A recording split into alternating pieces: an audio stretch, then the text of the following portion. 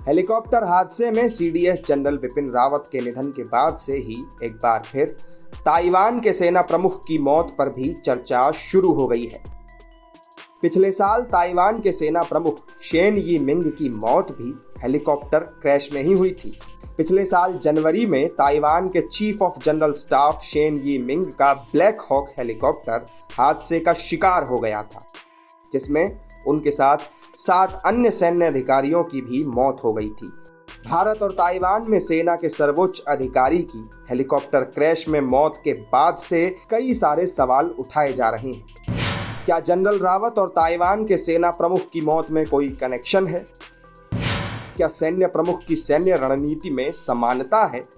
और इस बात पर भी चर्चा की जा रही है कि जनरल बिपिन रावत और शेन यी मिंग दोनों कैसे चीन के खिलाफ चट्टान बनकर खड़े रहे। इन सवालों पर बातचीत से पहले आपको ये बताते हैं कि आखिर कैसे जनरल रावत की तरह ही यी मिंग भी पिछले साल हेलीकॉप्टर क्रैश का शिकार हुए थे।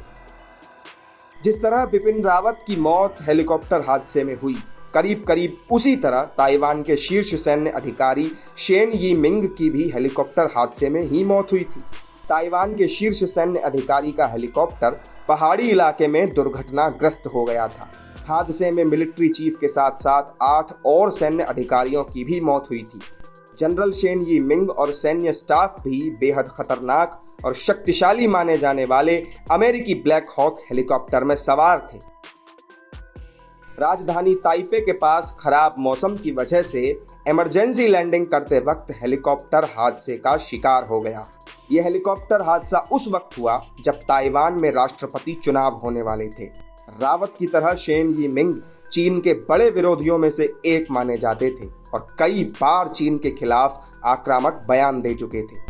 हेलीकॉप्टर क्रैश में उनकी मौत के बाद चीन के खिलाफ ताइवान के लोगों में गुस्सा उमड़ पड़ा और उन्होंने चीन की सबसे बड़ी विरोधी त्साई इंग वेन को बहुमत से विजयी बनाया।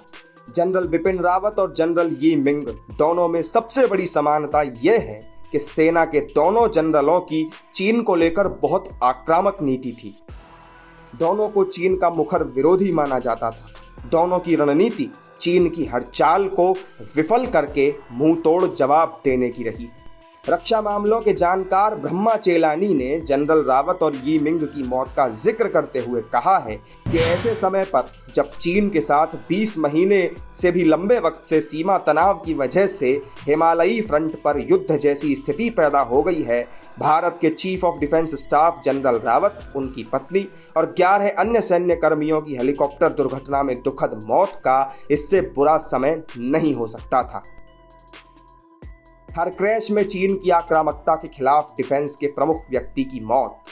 चेलानी ने लिखा, जनरल रावत की मौत 2020 की शुरुआत में हुई उस हेलीकॉप्टर दुर्घटना की तरह है जिसमें ताइवान के chief of general staff general की मौत हो गई थी। इसमें शेन यी मिंग और 2 प्रमुख जनरलों सहित 7 दूसरे लोग भी शामिल थे। हर हेलीकॉप्टर क्रैश में चीन की आक्रामकता के खिलाफ डिफेंस के एक प्रमुख व्यक्ति की मौत हो जाती है। हालांकि चेलानी ने यह भी साफ किया है कि इस अजीब दुर्समानता का मतलब ये नहीं है कि दोनों हेलीकॉप्टर दुर्घटनाओं में कोई संबंध था या इसमें कोई बाहरी हाथ था। कुछ भी हो, हर एक दुर्घटना ने महत्वपूर्ण आंतरिक प्रश्न उठाए हैं, खासतौर पर शीर्ष जनरलों को ले जाने वाले सैन्य हेलीकॉप्टर के रखरखाव को लेकर।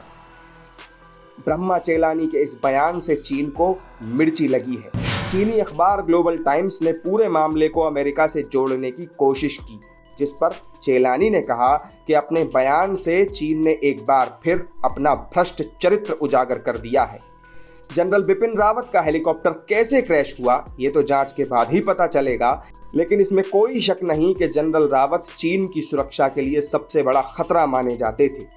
सेना प्रमुख के तौर पर जनरल रावत ने चीन को चेतावनी देते हुए कहा था कि चीन को अब ये समझ लेना चाहिए कि ये 1962 वाला भारत नहीं है। जनरल रावत ने ये साफ कर दिया था कि अब चीन की अतिक्रमण की नीति को भारत कतई बर्दाश्त नहीं करेगा। जनरल रावत ने कुछ दिनों पहले ही कहा था कि भारत के लिए सबसे बड़ा खतरा चीन है और दोनों देशों के बीच सीमा विवाद को सुलझाने में भरोसे की कमी है, जिससे संदेह बढ़ता जा रहा है। न्यूज़ रूम पोस्ट के लिए प्रशांत भारद्वाज की रिपोर्ट।